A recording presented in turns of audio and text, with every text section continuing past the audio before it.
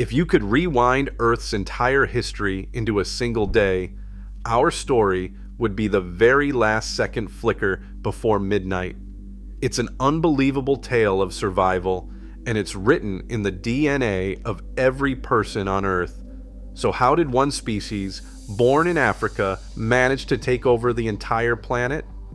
How did we outlast ice ages, supervolcanoes, and even other stronger human species? This is our story. And it doesn't start with kings or empires, but with a number that represents the genetic seed from which all 8 billion of us would eventually grow. This is the story of our genesis. 300,000 years ago, this planet was not ours. We were not even really us yet. The world belonged to giants, to fearsome predators, and to older, more powerful types of humans. But deep in the grasslands of Africa, something new was happening. Homo sapiens was quietly entering the world stage. The name means wise man, and wisdom, it turns out, was our secret weapon. At a site called Jebel Irhoud in Morocco, fossils dated to around 315,000 years ago show individuals with faces we would recognize today. Their brain cases, however, were still more elongated and archaic, a clue that our species evolved in stages, not all at once. This was not the story of a single first couple. Instead, genetic evidence points to a sprawling, complex origin, with different groups of early humans mixing and mingling across the vast African continent. For thousands of years, these early Homo sapiens lived in a world we can barely comprehend as small, scattered bands of hunter-gatherers. But they were different. They began to think in symbols. They made pigments for art or ritual. They developed more sophisticated tools, and they buried their dead. These were not just new tricks. They were the workings of a mind that could plan, create, and believe. While other human species like the tough Neanderthals in Europe were incredible survivors, Homo sapiens had a unique combination of physical grace and mental flexibility. Our lighter frames were more energy efficient, and our minds were incredibly adaptable. Crucially, we were social learners, able to build on the knowledge of those who came before. This ability to accumulate culture would become our superpower. But for a time, we were confined to our African cradle. So, how many of us were there? This is where it gets interesting. Geneticists can look at our DNA today and estimate the size of the core ancestral population that passed its genes down to all of us. This is not a literal head count, but a measure of genetic diversity called the effective population size.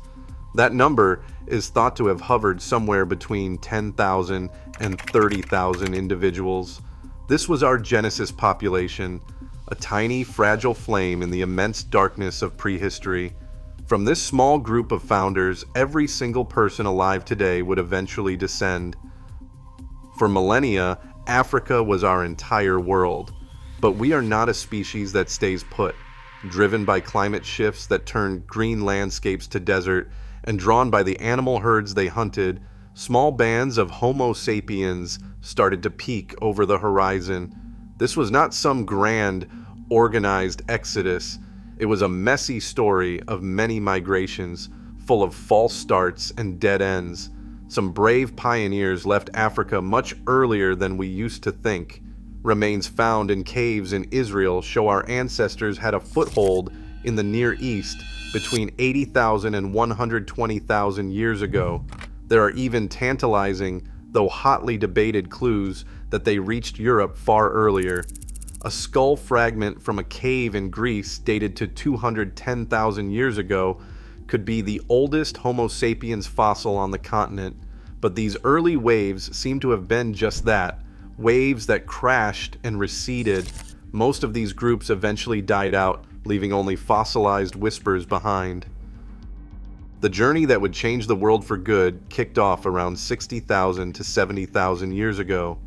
Following coastlines, these small bands of hunter-gatherers moved with incredible speed. They pushed into Asia, and from there did the impossible. Using simple rafts, they crossed open water to a land they could not have known existed, Australia, arriving as early as 65,000 years ago. As they moved across Eurasia, they discovered they were not alone. They came face to face with their long-lost cousins, the Neanderthals. For thousands of years, these two kinds of humans shared the land. They competed, they avoided each other, and as our DNA now proves, they interbred. Most people of non-African descent today carry a small percentage of Neanderthal DNA, a genetic ghost of these ancient encounters. This global journey was the ultimate survival test. Our ancestors faced brutal ice ages, new predators, and unfamiliar diseases, but they adapted, innovated, and endured. They created the first undisputed art, painting vivid animals deep inside caves, a sign that they were not just surviving, but trying to make sense of the world. With every new territory and every climate mastered, the planet was slowly, but surely, becoming human.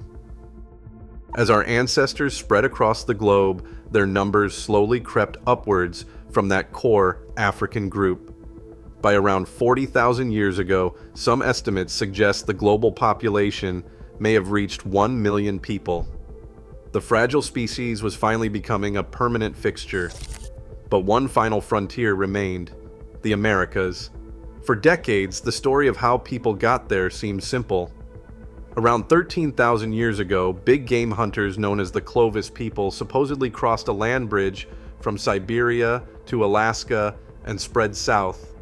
Then, a discovery in New Mexico blew that entire story wide open. In the white sands of a dried-up ancient lake bed, scientists found something astonishing: fossilized human footprints. Their age was fiercely debated at first, but in 2021, after rigorous, independent testing methods, the dates were confirmed. The footprints were between 21,000 and 23,000 years old.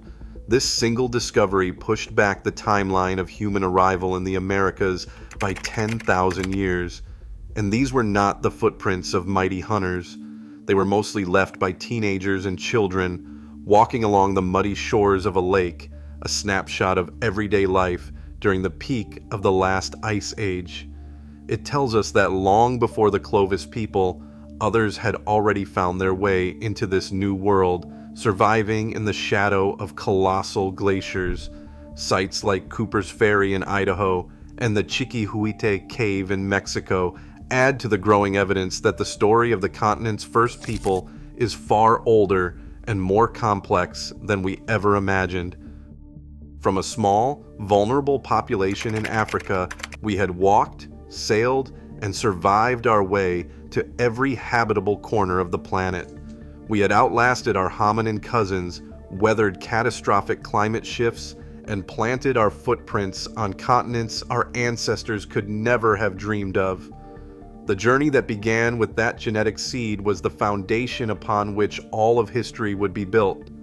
The story of our origins is always changing, with new discoveries rewriting what we thought we knew. If you found this journey into our shared past as fascinating as we do, subscribe and join us as we continue to explore the greatest stories ever told. Let us know in the comments what part of this epic journey amazes you the most. From our beginnings 300,000 years ago, the story of our species is one of extraordinary resilience. The path from a small group of highly adaptable humans in Africa to a globally dominant species was never guaranteed. It was a journey paved with courage, innovation, and an unstoppable curiosity. The legacy of those first people is written into the DNA of every person alive today. Every language, every culture, every city, and every idea owes its existence to the footsteps of those first pioneers. Their story is the ultimate reminder that we are all part of one sprawling and incredible human family, born from a shared genesis in ancient Africa. Their incredible journey is, in the end, our own.